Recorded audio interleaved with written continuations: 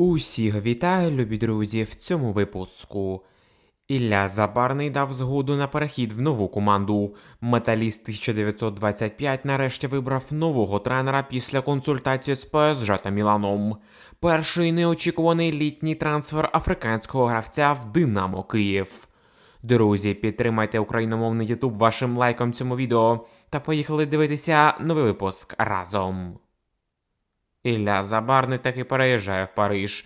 Центральний захисник Бормута Ілля Забарний близький до переходу в Парі Сен-Жермен. Як повідомляє журналіст Ніколас Хіро, український оборонець вже погодив особисті умови контракту з паризьким грандом. Угода розрахована до 2030 року. Нагадаємо, раніше була інформація, що Бормут хоче отримати за Іллю 70 мільйонів євро. Зазначається, що після складних переговорів французький грант таки погодився заплатити англійцям необхідну суму трансферу. Звичайно, нам усім хотілося побачити Іллю Забарного в умовному Ліверпулі, Арсеналі чи Ман-Сіті. Але реальність така, що Ілля покидає АПЛ та їде у Францію. І насправді це непоганий варіант для українця, як з точки зору фінансів, так і з точки зору перспектив бути одним з найкращих в світі. ПСЖ зараз це клуб рівня Реалу чи Барселони, і порівнювати з Бормутом французький грант точно не треба. А от що стосується рівня чемпіонату Франції, то тут дійсно виникає багато запитань. Але врешті-решт він не такий слабкий, як багато хто думає. У тій самій серії А чи Бундеслізі конкуренція не надто вища. А тому давайте просто побажаємо удачі нашому гравцю в новій команді, поставивши лайк цьому відео. 4 клуби УПЛ отримали ліцензію на новий сезон в Лізі. 12 червня в будинку футболу пройшли загальні збори Української прем'єр-ліги. Під час зборів було ухвалене рішення стосовно складу учасників УПЛ на наступний сезон. Так, з дивізіону вибули Ворскла, Лівий берег, Інгулець та Чорноморець, а поповнили його лави Епіцентр, Полтава, Металіст 1925 та Кудрівка.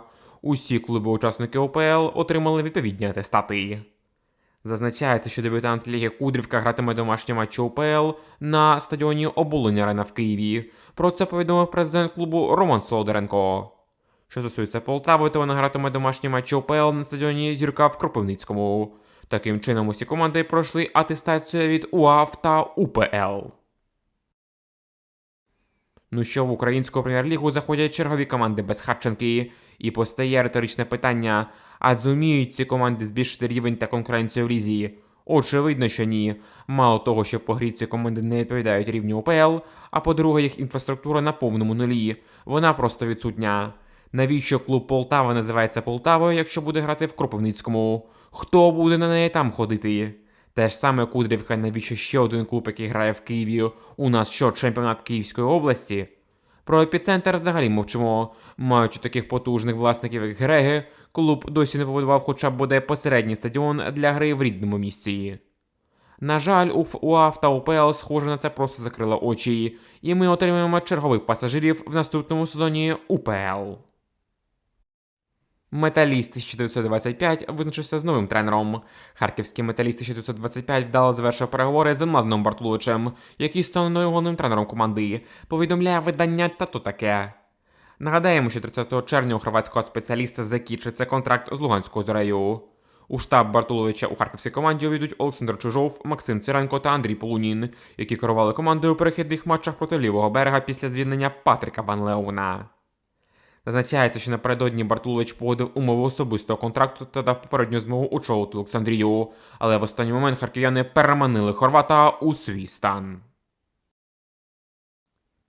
Чесно кажучи, при всій повазі до Бартуловича, але на мою думку він поки не дотягує до рівня топ-тренера, а враховуючи амбіції та найголовніше можливості криптомільйонерів з Харкова, цей перехід виглядає досить слабко на фоні чуток про можливе призначення Піолі чи навіть хоча б Євічевича. Та навіть той самий Вернедуб добився в українському футболі набагато більше, ніж Бартулович. Але в будь-якому випадку вирішувати все власникам-мільйонерам.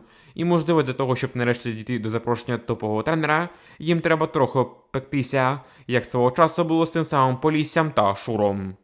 Ну або ж Бартулович утре всім носа та доведе, що він тренер-геній з величезним потенціалом. І коротко перейдемо до інших актуальних новин. Журналіст Матео Моретто повідомив, що переговори Наполі по трансферу півзахисника Шахтаря Георгія Судакова зайшли в глухий кут. Переговори щодо Судакова та Наполі зірвалися. Наполі мав би їх перезапустити, але вони цього не зробили. Передає слова Моретто Наполі Нетворк. Нагадаємо, раніше повідомлялося, що Шахтар хоче збільшити запропонованих Наполі 35 мільйонів за Судакова, і гірники хотіли більш ніж 50 мільйонів. 12 червня неаполітанці оголосили про трансфер колишнього хавбека Манчестер Сіті Кевіна Де Брюйне. Таким чином, перехід українця скасовується, і він залишається в Шахтарі. Український захисник та нападник молодіжної збірної України з футболу близький до трансферу в один із клубів АПЛ. Головний кореспондент TBR Football Грейм Бейлі розказав, за якими гравцями, які беруть участь у чемпіонаті Європи 21, стежать клуби АПЛ.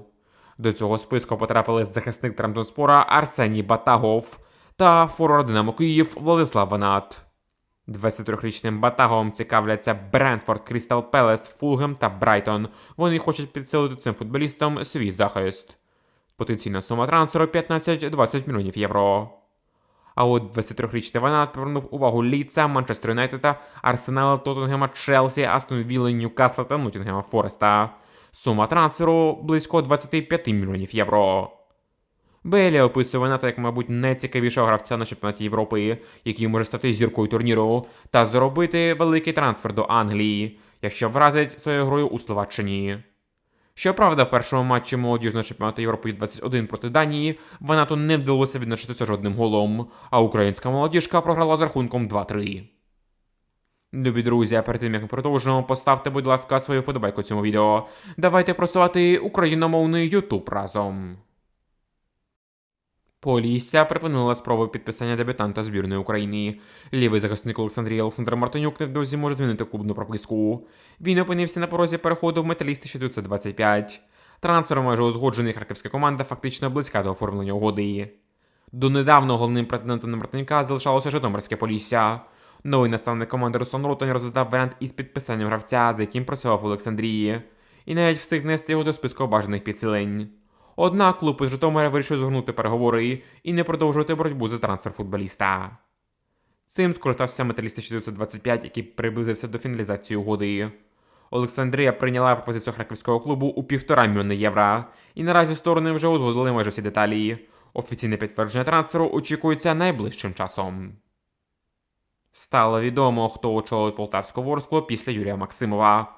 Полтавська Ворскла, яка вилетіла до першої ліги України, визначилася з ім'ям нового головного тренера команди, який поведе клуб в першій лізі. За інформацією видання Sport.ua, з нового сезону керуватиме колективом з Полтави Дмитро Чирикал. Останнім місцем роботи Дмитра був клуб Юкса з Києва, з яким він працював протягом минулого сезону. Фахівця було звільнено у квітні цього року. Загалом під його керівництвом команда провела 23 матчі та не зуміла вийти у УПЛ. Нагадаємо, що Полтавська Ворскла програла команді Кудрика в плей-офф за право зіграти в елітному дивізіоні у цьому сезоні. Після виліту з УПЛ тренер клубу Юрій Максимов оголосив про свій відхід з полтавського клубу. 3 клуби УПЛ ведуть боротьбу за форварда легіонера. Останнім роками в українському футболі дедалі частіше виникає попит на легіонерів з Косова. Схоже, що і цей сезон не буде винятком. Як стало відомо виданню Sport.ua, черговим футболістом цієї країни в УПЛ може стати 22-річний форвард Ардіх Тахірі. Він є гравцем молодіжної збірної Косова, до розташування якого регулярно викликається її тренерським штабом. Минулий сезон Тахірі провів у футбольному клубі косовського Лапі. За цей клуб він зіграв 33 матчі, у яких забив 16 м'ячів і зробив 3 асисти. Нападником цікавить черкаське ЛНЗ, у складі якого вже є 2 косоварів – захисник Айдін Саліху та півзахисник Мухарам Яшарі. Крім ЛНЗ, інтерес до Тахірі виявляють також Ковалівський Колос та Харківський Металіст 1925. Бенні Макуана повертається в Полісся. Вінгер Бенні Макуана не продовжує виступи з ЛНЗ. Орендна угода між клубами достроково завершено. І як повідомляє видання «Тото Таке», 22-річний конголецький вінгер повертається до розташування Житомирського Полісся. Попри те, що за попереднім планом хавбек мав залишитися в ЛНЗ ще на півроку, ситуація змінилася через рішення головного тренера Полісся Руслана Ротаня. Наставник бажає бачити Макона на старті літніх зборів. Нагадаємо, Макона прийшов до ЛНЗ на початку березня. За черкаський клуб він провів 6 матчів та забив 1 гол. Динамо зацікавилося талановитим вінгером. Київський клуб Динамо планує підсилитися на літньому трансферному ринку. За інформацією інсайдера Дмитра Олійника, синьо-білі націлились на підписання нападника національної збірної Малі Ю-17 Усмана Саване. Талановитий вінгер вже отримав запрошення на перегляд київський клуб. Якщо він вразить головного тренера Олександра Шовковського, то залишиться в команді.